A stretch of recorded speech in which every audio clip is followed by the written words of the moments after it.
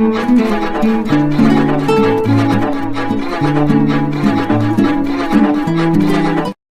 भारत के राजनीतिक इतिहास के बहुत अभूतपूर्व लोगों में से एक है। हम लोगों ने 1951 में जनसंघ से बने हुए आज हमें 75 साल हो गए। हमने एक भी दिन कांग्रेस से हाथ नहीं मिलाया, उन्होंने 75 दिन में हाथ मिलाया था। फिर वो छोड़िए, वो बच्चों की कसम खाएंगे और करोड़ों के शीश महल में रह के रेनॉल्ट का पेन लगाएंगे और ऐसा लगेगा हंडिया के अंदर से निकाल के शर्ट पहने हुए हैं, और उसके बाद 3-3 करोड़ के पर्दे रहेंगे घर में।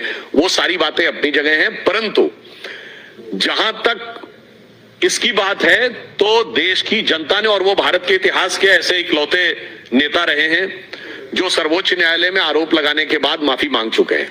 क्योंकि आजकल इस विषय के ऊपर बहुत दुष्प्रचार, प्रायोजित दुष्प्रचार, संगठित दुष्प्रचार किया जाता है, कंप्रोमाइज्ड गवर्नमेंट। तो आज हम कांग्रेस पार्टी के द्वारा सर्वकालीन सर्वशक्तिशाली माने जाने वाली प्रधानमंत्री श्रीमती इंदिरा गांधी जी के सरेंडर की दास्तान और कंप्रोमाइज्ड को कंसाइज फॉर्म में आपके सामने रखने का प्रयास करेंगे। श्रीमती इंदिरा गांधी जी के संदर्भ में, चूंकि कांग्रेस ने किताब की शुरुआत की है, तो कांग्रेस को ध्यान रखना चाहिए कि किताब का हिसाब बहुत खराब है उनके हिसाब से। तो किताब का हिसाब किताब उनके लिए बहुत सी चुनौतियां लेके आ रहा है। तो मैं सिर्फ कोट करना चाहूंगा कि पॉल मैगोर की बुक है spying in south Asia, Britain, United states, India and the secret cold war. उसमें वो क्या कहते हैं?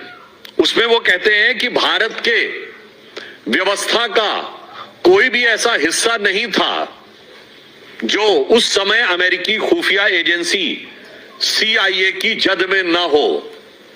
इंदिरा गांधी जी के शासनकाल में वो ये कहते हैं, बहुत गंभीर बात आगे कहते हैं।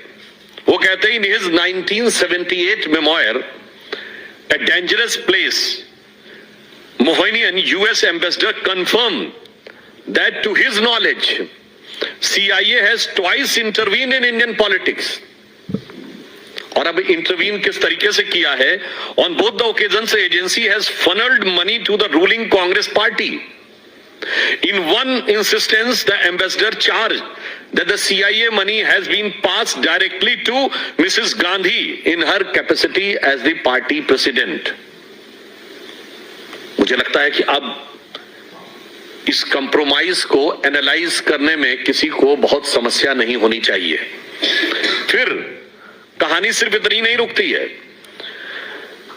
इसके बाद के ये सब पब्लिक डोमेन में है। ये भी मैं कांग्रेस पार्टी से कहना चाहता हूं, ऐसा नहीं कि हम कोई एक नई चीज खोज के ला रहे हैं, हम सिर्फ जो सामने खड़ी चीज है उस पर से पर्दा उठा रहे हैं। VK Menon retained considerable influence with Indira Gandhi, though Krishna Menon Mrs Gandhi has been so imbued with the ideas which closely fit the Soviet requirements. फिर उसके बाद सोवियत संघ के साथ एफिलिएशन की बात आती है, और उसके उपरांत ये तो CIA का उदाहरण है। अब मित्रोकिन्स आर्काइव में KGB के संदर्भ में अब लिखा हुआ है कि साहब पोलित ब्यूरो की तरफ से 2 मिलियन रुपीस, यानी उस जमाने में 20 लाख रुपए 1976 में कांग्रेस पार्टी को दिए गए, और एक बार पुनः 10 लाख रुपए दिए गए। उस जमाने में 10 लाख 20 लाख रुपए आज से 50 साल पहले बहुत बड़ी रकम हुआ करती थी।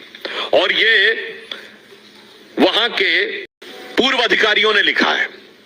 अब आइए साहब, इसके आगे वसेली मित्रोकिन एक अधिकारी था KGB का, जो सोवियत संघ के विघटन के बाद बहुत सारे दस्तावेज वहां से लेकर चला गया, और लंदन में जाके उसने 2006 में KGB के दुनिया भर में ऑपरेशंस के ऊपर किताब लिखी 2 भाग में, Mitrokhin's archive KGB and the world, part 1 and part 2। Part 2 में भारत के बारे में लिखा है।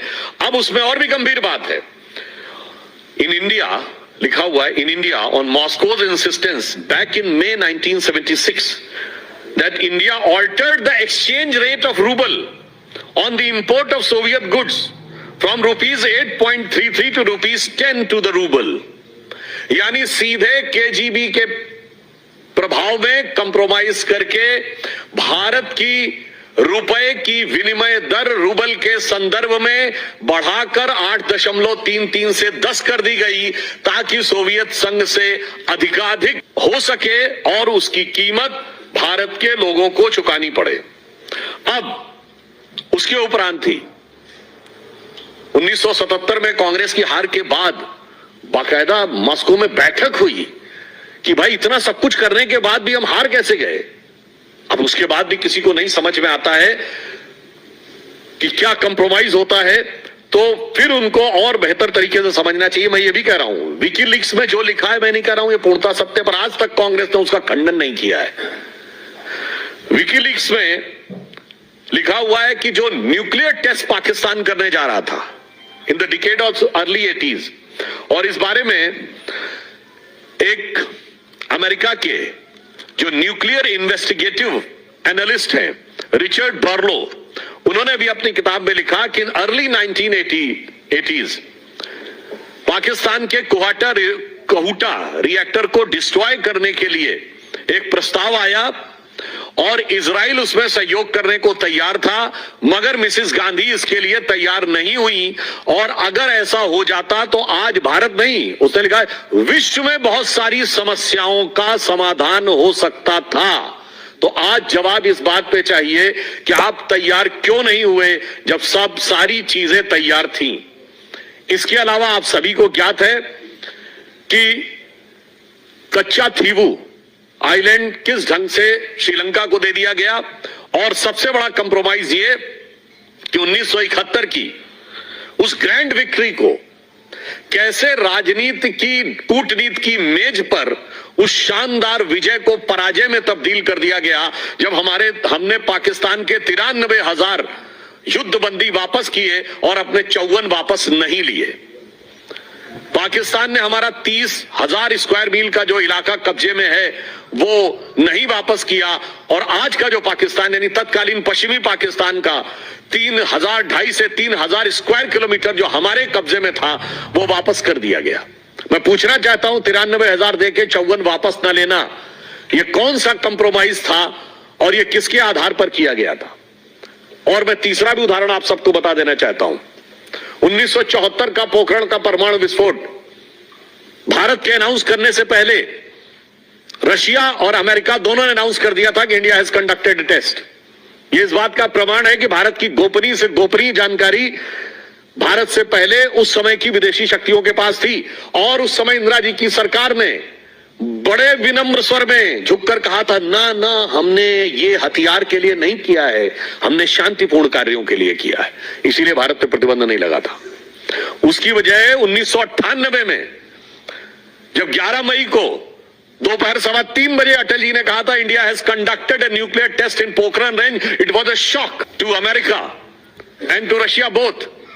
और हमने कहा था we are the nuclear state, और हमने अपना न्यूक्लियर डॉक्ट्राइन अनाउंस किया था, और इसीलिए हम पर प्रतिबंध भी लगे थे। तो बहुत साफ है कि किसने किस दौरे हुकूमत में कब किस प्रकार से कंप्रोमाइज किया है। अब मैं एक और कोट करना चाहता हूं, one of the American intelligence officer who served in subcontinent later record that the CIA agents were to be found according to Madam Gandhi beneath every charpai and behind every neem tree। मतलब वो कह रहा हर चारपाई और हर नीम के पेड़ के पीछे तक CIA की पकड़ है। क्या आयरन लेडी के हाथ में चल रहा था। तो गजब का राष्ट्रवाद था और गजब की राष्ट्रीय सुरक्षा थी। इसलिए मेरा यह कहना है कांग्रेस पार्टी से, और इतना ही नहीं, मैं अभी आपको उसका डिटेल नहीं दे रहा हूं, जस्ट आपके फूड फॉर थॉट के लिए कह रहा हूं। एक यवेग्लेना एल्बर्टस ने किताब लिखी स्टेट विद इन स्टेट। चलिए आप कहेंगे ना किताबों का उदाहरण है, उसमें केजीबी की तरफ से कांग्रेस की फर्स्ट फैमिली को दिए जाने वाले पैसे के लेटर नंबर, रिजोल्यूशन नंबर तक लिखे हैं, डेटेड 20 दिसंबर 1985। और उसमें यह भी उल्लेख है कि 1992 में सोवियत संघ के विघटन के बाद रशियन गवर्नमेंट से जब कहा गया कि यवेग्लेना एल्बर्टस की किताब स्टेट विद इन स्टेट में जो बातें लिखी हैं वो सच है क्या, भारत के अंदर पैसा दिए जाने की। You know what was the reply as per that book? What was the reply of the Russian government? Yes, it is true, but it was required to safeguard our ideological interest at the time. मुझे लगता है कि Congress party को और श्री राहुल गांधी जी को ये left hand spinners जो spin थमा रहे हैं, वो शायद आप लोगों को पता हो कि गुगली बॉल होती है ना, वो जो ऑफ स्पिन बॉल जो लेग स्पिन के एक्शन में फेंकी जाती है, उसका लेफ्ट हैंडर का जो काउंटर होता है वो चाइनामन होती है क्रिकेट में। तो लगता है कि लेफ्ट हैंडर वाले उनको क्लीन बोल्ड करवा कर ही छोड़ेंगे।